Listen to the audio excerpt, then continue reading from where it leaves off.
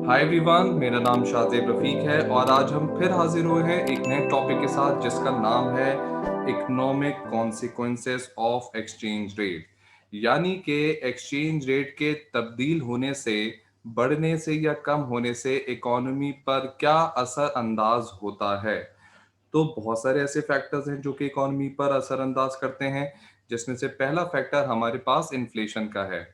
अब ये तो डिपेंड करता है कि भाई इकोनॉमी कैसी है। अगर तो इकोनॉमी जो है वो एक इंपोर्ट डिपेंडेंट इकोनॉमी है, हम अगर ये कहें कि भाई इकोनॉमी जो है वो इंपोर्ट डिपेंडेंट है या रिलाई करती है इंपोर्ट पे, और इकोनॉमी जो है वो बाहर से रॉ मटेरियल परचेज करती है, तो अगर ऐसी सूरत में करेंसी की, अगर करेंसी जो है वो आपकी डेप्रीशिएट हो जाए, करेंसी आपकी डेप्रीशिएट हो जाए यानी कि वैल्यू ऑफ द करेंसी कम हो जाए, तो इससे इकोनॉमी पर क्या असर अंदाज होगा। तो क्योंकि हम इंपोर्ट कर रहे हैं तो हमारे लिए अब बाहर की चीजें महंगी पड़ेंगी। अब जब वो चीजें महंगी पड़ेंगी तो लाजमी सी बात है हमारी जो कॉस्ट ऑफ प्रोडक्शन है, जो हमारे किसी भी चीज को बनाने की जो कॉस्ट है, कॉस्ट ऑफ प्रोडक्शन, लाजमी सी बात है वो भी बढ़ जाएगी। और हम ये अपनी पिछली वीडियोस में ये डिस्कस करते हुए आ रहे हैं कि जब भी हमारे पास कॉस्ट ऑफ प्रोडक्शन इंक्रीज करता है, इसका क्या मतलब होता है कि इकोनॉमी अब एक्सपीरियंस करेगा cost push inflation. Cost push inflation के बारे में अगर आपको मजीद इंफॉर्मेशन चाहिए तो आप मेरी प्रीवियस वीडियोस देख सकते हैं जिसमें मैंने इन्फ्लेशन को बहुत डिटेल में डिस्कस किया है। तो कॉस्ट पुश इन्फ्लेशन आती है जब किसी भी इकोनॉमी के अंदर आपके पास कॉस्ट ऑफ प्रोडक्शन इंक्रीज कर जाती है। और हम ये देख सकते हैं कि यहाँ पर आपकी कॉस्ट ऑफ प्रोडक्शन क्यों इंक्रीज कर रही है, क्योंकि आपकी करेंसी डेप्रिशिएट कर रही है। अच्छा, अब जरा दूसरा एस्पेक्ट भी देख लेते हैं कि अगर तो इकोनॉमी एक एक्सपोर्ट डिपेंडेंट इकोनॉमी है, वो एक्सपोर्ट पे ज्यादा डिपेंडेंट है, और अगर एक्सपोर्ट डिपेंडेंट है और आपकी करेंसी डेप्रिशिएट हो जाती है, तो इसका क्या इम्पैक्ट होगा। तो लाजमी सी बात है भाई, आपकी तो एक्सपोर्ट्स बढ़ जाएंगे। और एक्सपोर्ट्स क्यों बढ़ेंगे, क्योंकि आपके एक्सपोर्ट्स अब आपके एक्सपोर्ट जो है वो कंपेटिटिव हो गए हैं।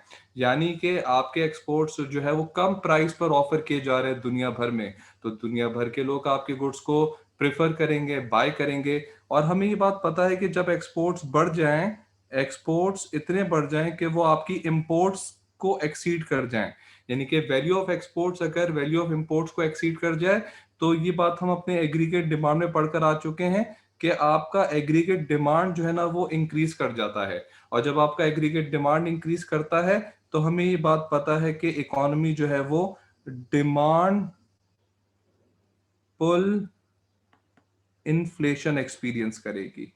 तो इकोनॉमी यहाँ पर दोनों तरीकों से, ऑल्दो हम ये कहते हैं कि भाई एक्सपोर्ट्स बढ़ना किसी भी इकोनॉमी के लिए बहुत अच्छी बात है, लेकिन किसी चीज की भी ज्यादती जो है वो इकोनॉमी को नुकसान पहुंचा सकती है। और अगर करेंसी डेप्रिशिएट करे तो वो आप, और एक इंपोर्ट डिपेंडेंट इकोनॉमी को तो नुकसान पहुंचाएगी, लेकिन वो एक एक्सपोर्ट डिपेंडेंट इकोनॉमी को भी लॉन्गर रन में नुकसान पहुंचा सकती है।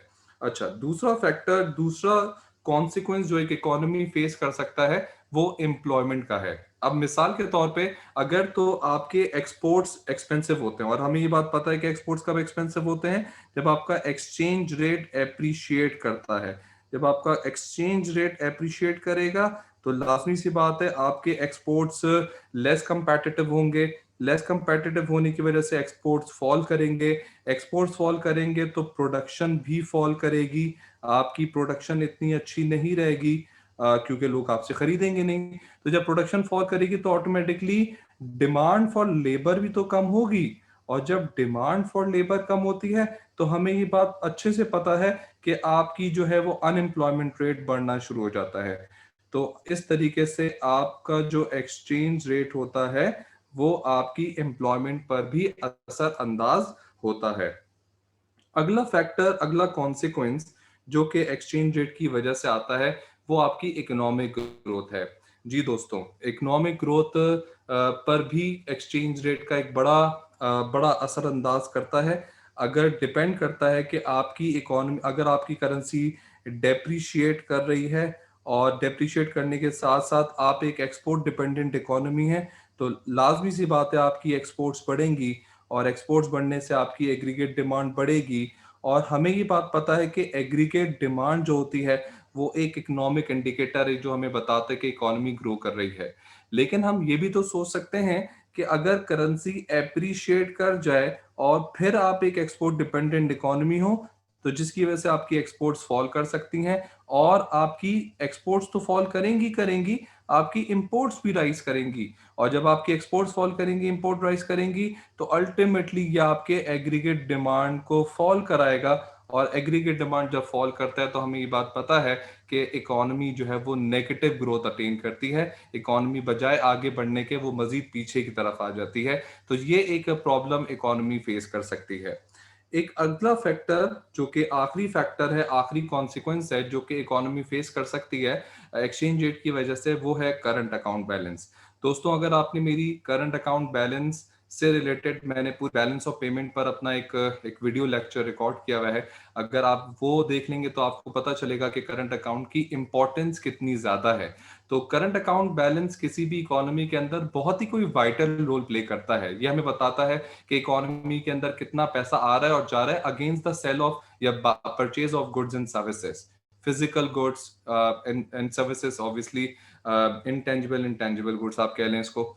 तो लाजमी सी बात है, अगर आपका देखें करेंसी डेप्रिशिएट करता है जिसकी वजह से आपका एक्सपोर्ट्स बढ़ता है, तो ये तो करंट अकाउंट को सरप्लस की तरफ लेके आता है। करंट अकाउंट जो है वो इंक्रीज करेगा और वो सरप्लस की तरफ आएगा, सरप्लस। लेकिन दोस्तों, हमें ये भी तो पता है कि अगर करेंसी एप्रिशिएट कर गई तो इससे हमारा इंपोर्ट बहुत ज्यादा बढ़ जाता है। और इंपोर्ट बढ़ने की वजह से हमारा करंट अकाउंट जो है वो डेफिसिट की तरफ जा सकता है। यानी कि डेफिसिट का मतलब होता है नेगेटिव हो सकता है। तो देखें, आपका करेंसी का जो इम्पैक्ट है, एक्सचेंज रेट का जो इम्पैक्ट है, वो आपके करंट अकाउंट को भी चेंज कर सकता है, जो कि आपकी इकोनॉमी के अंदर बहुत वाइटल रोल प्ले करता है।